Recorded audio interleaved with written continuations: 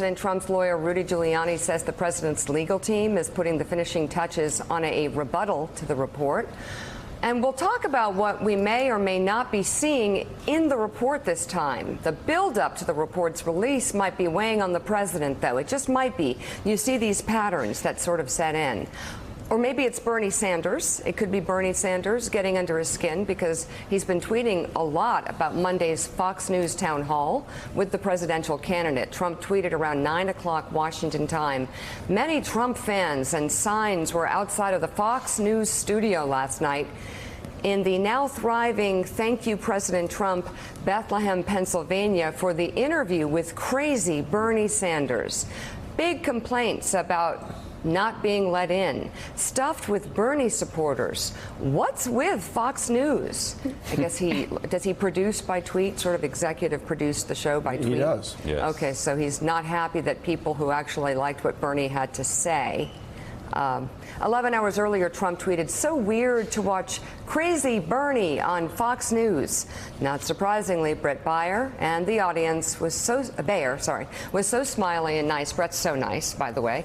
Very strange. And now we have Donna Brazile. That's a reference to the network's newest contributor, former DNC head Donna Brazile. Trump has repeatedly ripped Brazile for tipping rival Hillary Clinton off about a question before one of her 2016 debates with Sanders.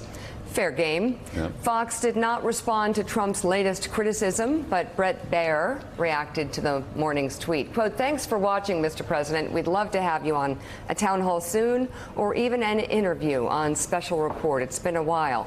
We cover all sides." And Fox, I think, is making an effort, and I think it's great to open the doors to different points of view, and we'll see if they are able to continue to do this despite the president complaining in real time about their coverage, because a lot of people look at Fox as really his propaganda wing. Well, it's interesting, if you look at his language in that tweet, he said, "Now we have Donna Brazile," talking about Fox News. Now we have Donna Brazile, basically telling the whole story of his relationship with that network, and now that they weren't sufficiently celebratory of President Trump, he believes, by having Bernie Sanders, he's upset with Fox News. Meanwhile, the Democratic National Committee Chairman Tom Perez said Monday the party is not reconsidering its decision not to hold a debate on Fox News. But Senator Bernie Sanders' Monday evening special on the network was the most watched town hall event of the 2020 campaign so far, according to early Nielsen data.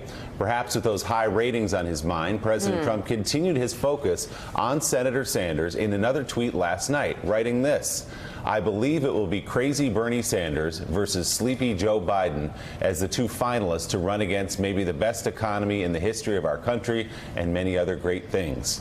I look forward to facing whoever it may be. May God rest their soul," says President Trump. Now, at least 3 other Democratic candidates reportedly are open to a Fox town hall, including South Bend Mayor Pete Buttigieg. His campaign strategist, Liz Smith, tweeting yesterday, "Stay tuned." I suspect, at least, that Mayor Buttigieg is the kind of candidate who will go on Fox News. He's from Indiana. He can speak to the Fox audience perhaps more than some of the more progressive candidates can. Well, I think it's great for these Democratic candidates to go and do these Fox News town halls. Now, I understand the trepidation with doing one of the Fox News debates after Jane Mayer's reporting that perhaps Donald Trump had gotten an early preview of what his debate questions were going to be. That's not fair to any of the candidates if it's supposed to be a level playing field. Well, yeah, but I think one of the ways to level the playing field is to show up. I mean, if you have good voices going in there and expressing their points of view in an effective way, someone like Mayor Pete might be able to pull this off beautifully. I think Bernie Sanders did great. He was believable. He was likable. He said things that the audience really wanted to hear. And Fox did a good job having a diverse audience in there. That's called TV news. That's called covering a campaign and giving all the candidates equal airtime. So if Democrats show up, I think the whole thing about Fox, I mean, it would be smart on Fox's part, but it would start to change, wouldn't it? Oh, I think these town halls are great. Amazing. I understand the trepidation with a debate stage when you have 10 candidates, and there has been reporting, credible reporting, that one candidate had favoritism, like during the RNC campaign in 2016. But I think that these town halls are absolutely fantastic, and you could see how some of those ideas really were resonating with a crowd that would they have been Obama Bernie voters and not Obama Trump voters. Yeah, I mean, Tom Perez, he's a very good guy, and I like him. But he is so far off the mark here, banning Fox News from the Democratic debate. I mean, you're running for president of the United States. Isn't one of the basic ideas to reach as many Americans as possible? This is one way to reach as many Americans as possible. And to bring people together.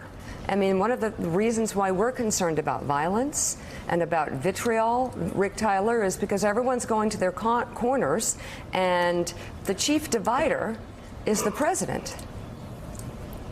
Well, there's no doubt about it, Mika. I mean, the president takes every opportunity to, make things political, says things that he conducts himself with virtually no class. And so, but with regards to the Fox News interview, I think that Bernie Sanders actually won over the crowd, and I think that event was probably billed to Fox News viewers as he was going to go into hostile territory. It was most surprising to me how many people in that Fox News audience were willing to give up their private insurance and move to a Medicare for all. That was surprising. That surprised me, and I think it also surprised Bret Baier. But look, you take every vehicle, and I'll just say this: when I was on the presidential campaign for Ted Cruz, there were a lot of people on the campaign who didn't want to do MSNBC, and I advocated for MSNBC. One, to be honest, NBC gave us the most, I consider the most fair coverage of the three networks, and so you always want to reach out and look at the broadest audience. And why cut off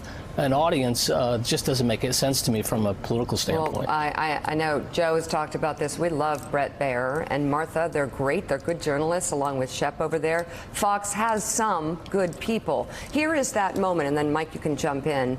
The exact moment where Bret turned to the audience and wanted to get their reaction on these issues, especially as it pertained to Bernie Sanders. Take a look. This audience has a lot of Democrats in it. It has Republicans, independents, Democratic socialists, conservatives.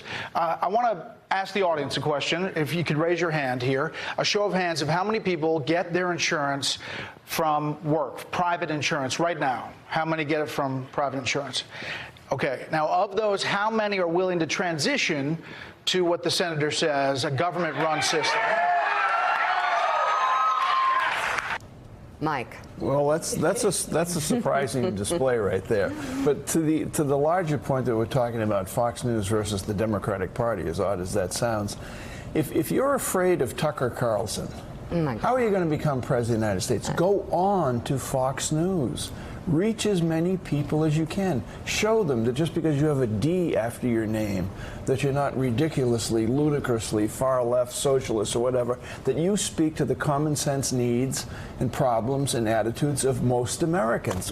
I can't understand the reluctance. I understand why some people wouldn't want to do an interview with Sean Hannity, who's just an advisor to the president. Yes. But we now have evidence from Bret Baier and Martha McCallum. As you said, Shep Smith and Chris Wallace and Bill Hemmer. You could go on and on about people over there who will give you a fair shake. Thanks for checking out MSNBC on YouTube, and make sure you subscribe to stay up to date on the day's biggest stories. And you can click on any of the videos around us to watch more from Morning Joe and MSNBC. Thanks so much for watching.